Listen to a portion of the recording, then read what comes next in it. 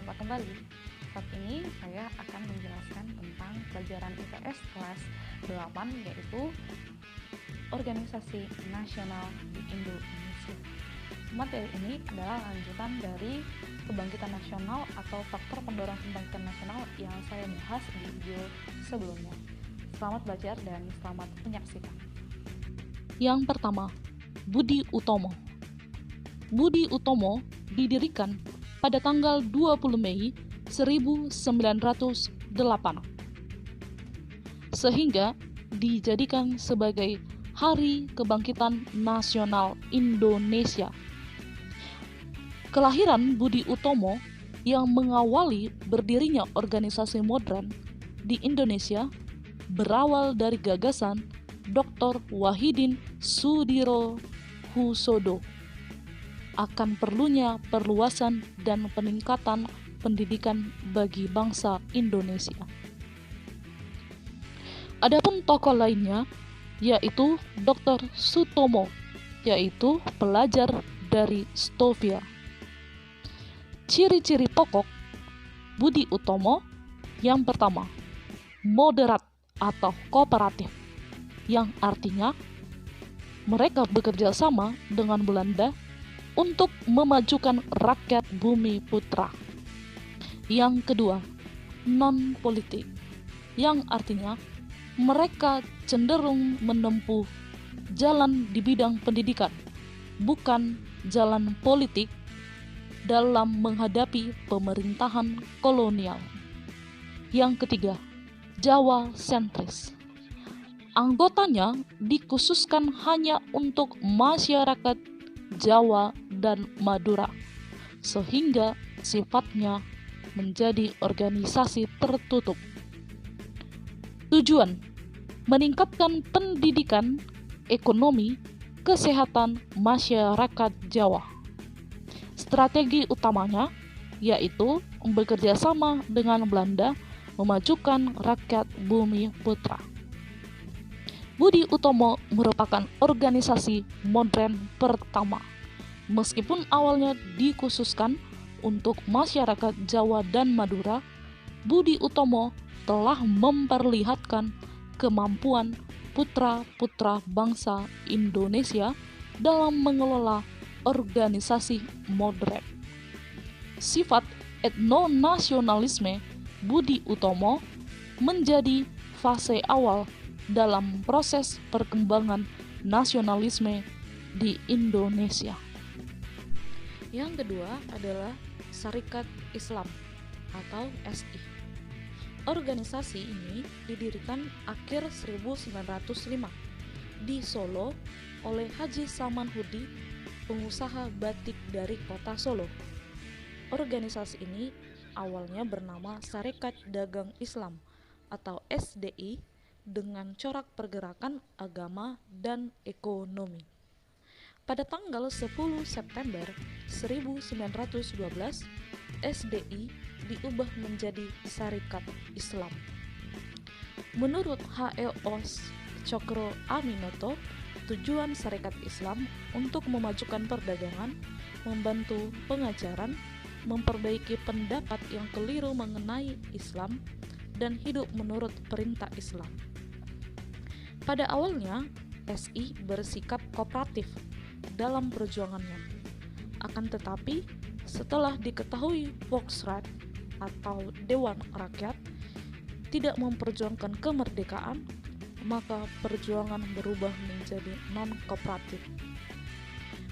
Pada tahun 1921, SI terpecah menjadi dua, yaitu SI Putih yang dipimpin oleh H.O.S. Cokro Aminoto yang berhaluan Islam dan SI Merah yang berhaluan komunis dipimpin Semaun dan Darsono yang kemudian nantinya mereka mendirikan PKI.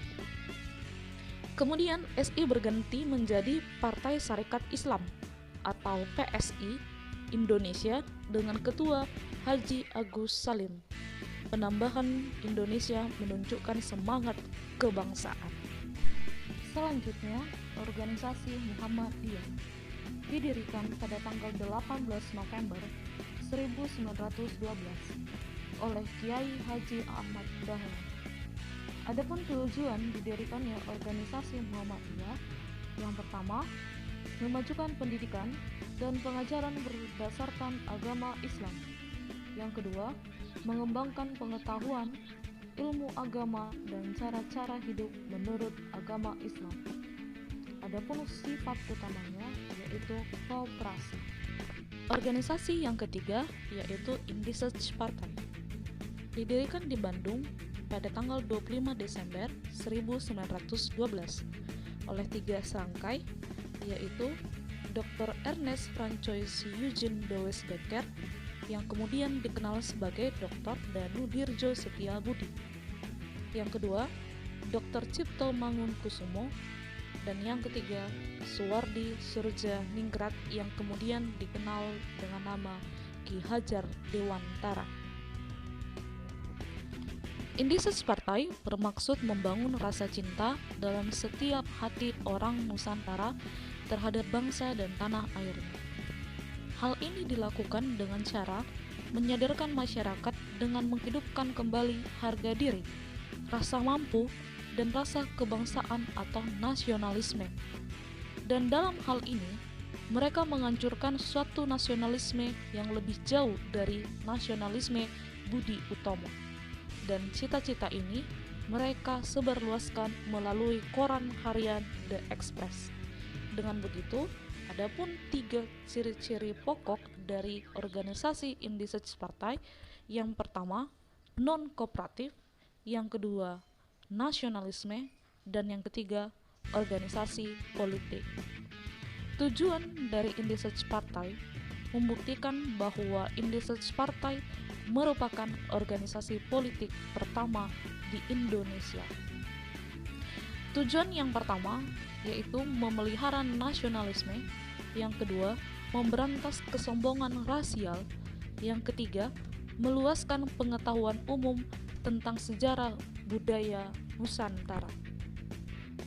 Indische Partei atau IPP menyatakan organisasinya sebagai basis perjuangan bangsa Indonesia untuk melepaskan diri dari belenggu penjajahan. Hal tersebut ditunjukkan oleh gerakan politiknya yang menentang sistem kolonialisme dan imperialisme. IPP selalu menggunakan istilah bangsa Indonesia, yaitu Hindia, dalam setiap gerakannya. Organisasi yang keempat yaitu Perhimpunan Indonesia, yang disingkat dengan PI. Organisasi ini didirikan pada tahun 1908 oleh Perkumpulan Mahasiswa Indonesia yang belajar di Belanda. Mereka mendirikan Indische Vereniging. Kemudian organisasi tersebut menjadi lebih maju setelah Muhammad Hatta, Suniryo, Subadri, dan Ali Sastro-Midjoyo menjadi pemimpin dan nama organisasi diganti menjadi Indische Vereniging, dan terakhir pada tahun 1925 menjadi Perhimpunan Indonesia atau PI. PI adalah organisasi yang pertama dengan tegas menuntut Indonesia merdeka, bersikap non-kooperatif, dan menyatakan perlunya persatuan masyarakat Indonesia. Usaha nyata PI dalam usaha kemerdekaan dibuktikan dengan hadir dan menjadi anggota Liga Internasional Anti Penindasan Penjajahan yang berkongres di Paris, Prancis pada tahun 1926. Dan pada tahun 1927, pada saat kongres di Brussel, Belgia, dengan tegas Muhammad Hatta menuntut kemerdekaan Indonesia. Organisasi yang kelima yaitu Partai Komunis Indonesia. Didirikan dengan nama Partai Komunis Hindia atau PKH setelah Semaun dan Darsono dikeluarkan dari SI atau Syarikat Islam pada Mei 1920. Anggotanya sebagian besar dari Indigenous Social Democratische Vereniging atau ISDV yang didirikan oleh H.S. Sneevliet, seorang Belanda yang berhaluan sosialis. Untuk mendapatkan banyak anggota PKI, mereka melakukan infiltrasi atau penyusupan ke dalam organisasi lain dan sering menggunakan tokoh-tokoh Islam dalam menyebarkan pemikirannya. Misalnya, Haji Misbah agar mudah diterima masyarakat Indonesia. Dalam pergerakannya, PKI bersifat non-kooperatif dan secara terang-terangan menentang kebijakan pemerintah Belanda. Dan tidak jarang PKI mengadakan pemogokan sebagai protes kepada pemerintah Hindia Belanda. Bahkan pernah melakukan pemberontakan walaupun akhirnya gagal. Organisasi selanjutnya yaitu Perkumpulan Pemuda. Selama masa pergerakan nasional, para pemuda merupakan komponen paling penting, paling nyata dan dinamis yang menggerakkan segenap kekuatan sosial politik. Pada waktu itu, tokoh-tokoh pemuda di Nusantara bangkit mendirikan organisasi-organisasi kepemudaan, walaupun masih bersifat kedaerahan. Contohnya yaitu Timur's Perbond atau Persekutuan Orang-orang Timur pada tahun 1912, yang kedua Perkumpulan Pasundan pada tahun 1914, yang ketiga Sri Korodarmo didirikan di Jakarta 7 Maret 1915, Jong Sumatranenbon didirikan di Jakarta pada 9 Desember 1918, yang kelima yaitu Jong Minahasa atau Pemuda Minahasa, Jong Ambon, Jong Celebes atau Pemuda Sulawesi, dan Jong Borneo atau Pemuda Kalimantan yang didirikan pada 1918. Pada tahun 1923 dibentuk pula Perkumpulan Kaum Betawi, dan pada 9 Desember 1925 didirikan Perhimpunan Pelajar-Pelajar Indonesia atau PPPI oleh para mahasiswa Jakarta dan Bandung. Dan yang terakhir yaitu Jong Indonesia didirikan di Bandung pada awal 1927. Pada 30 April 1926 di Jakarta diselenggarakan kerapatan besar yang kemudian dikenal dengan nama Kongres Pemuda Indonesia Pertama. Kongres pertama dihadiri oleh wakil-wakil organisasi pemuda seluruh Indonesia yang saya sebutkan tadi, contohnya seperti Jong Jata, Jong Sumatranenbon, Jong Ambon, dan pelajar Minahasa. Kepanitiaan Kongres Pemuda Indonesia Pertama diketuai oleh Muhammad Tabrani dari PPPI. Tujuan kongres ini adalah menanamkan semangat kerjasama antar perkumpulan pemuda di Indonesia untuk menjadi dasar bagi persatuan Indonesia. Kongres Pemuda Indonesia Pertama menghasilkan keputusan sebagai berikut. Pertama, mempersiapkan Kongres Pemuda Indonesia Kedua, yang selanjutnya mengusulkan agar semua perkumpulan pemuda bersatu dalam satu organisasi pemuda Indonesia. Setelah melalui pendekatan dan pertemuan-pertemuan yang terus-menerus dilakukan oleh tokoh-tokoh organisasi kepemudaan, tercapailah kesepakatan untuk menyelenggarakan Kongres Pemuda Indonesia II.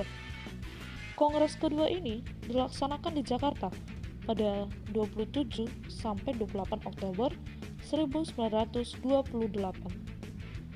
Kongres tersebut dihadiri pula oleh wakil-wakil perkumpulan kaum dewasa seperti Budi Utomo, PNI, Pasundan, Partai Serikat Islam, dan Serikat Minahasa. Bahkan, beberapa orang tokoh bangsa Belanda juga hadir, seperti Van der Plas dan J.E. Stokvis. Namun, pemerintah kolonial Belanda tetap mengerahkan polisi dinas rahasia atau PIT untuk mengawasi jalannya Kongres Pemuda II tersebut. Pelaksanaan kongres dilakukan sebanyak 3 kali, yaitu sebagai berikut. Sidang pertama diselenggarakan pada 27 Oktober 1928 yang bertempat di Gedung Balai Pemuda Katolik di Jalan Lapangan Benteng. Yang kedua diselenggarakan pada 28 Oktober 1928 bertempat di Gedung Jalan Merdeka Utara nomor 14 Jakarta. Dan sidang yang ketiga diselenggarakan pada 28 Oktober 1928 bertempat di Gedung IC Jalan Kramat Raya nomor 106 Jakarta Pusat. Baru pada Kongres Pemuda Indonesia kedua pada 28 Oktober 1928 dicapai suatu kesepakatan, sebuah badan fusi dari semua organisasi pemuda dan pernyataan ikrar pemuda Indonesia, yaitu satu nusa, satu bangsa, dan satu bahasa. Adapun naskah keputusan Kongres Pemuda Indonesia kedua yang mengandung Sumpah Pemuda adalah sebagai berikut.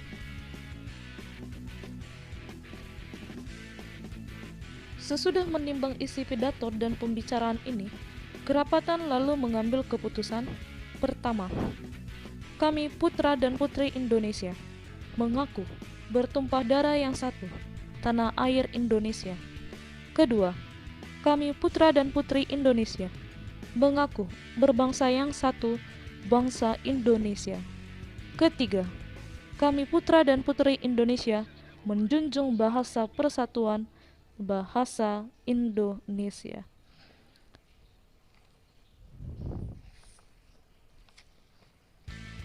Pada malam penutupan Kongres Pemuda Indonesia II, Wage Rudolf Supratman dengan iringan biola menyanyikan lagu Indonesia Raya hasil ciptaannya sendiri. Lagu tersebut kemudian menjadi lagu kebangsaan Indonesia sampai sekarang. Bendera merah putih tidak dapat dikibarkan dalam kongres tersebut karena dilarang dan hanya dijelmakan dalam bentuk hiasan ruangan dan alas meja. Hasil Kongres Pemuda Indonesia II ternyata menjadi pendorong semangat nasionalisme yang nyata bagi perjuangan bangsa Indonesia dalam menegakkan kemerdekaan.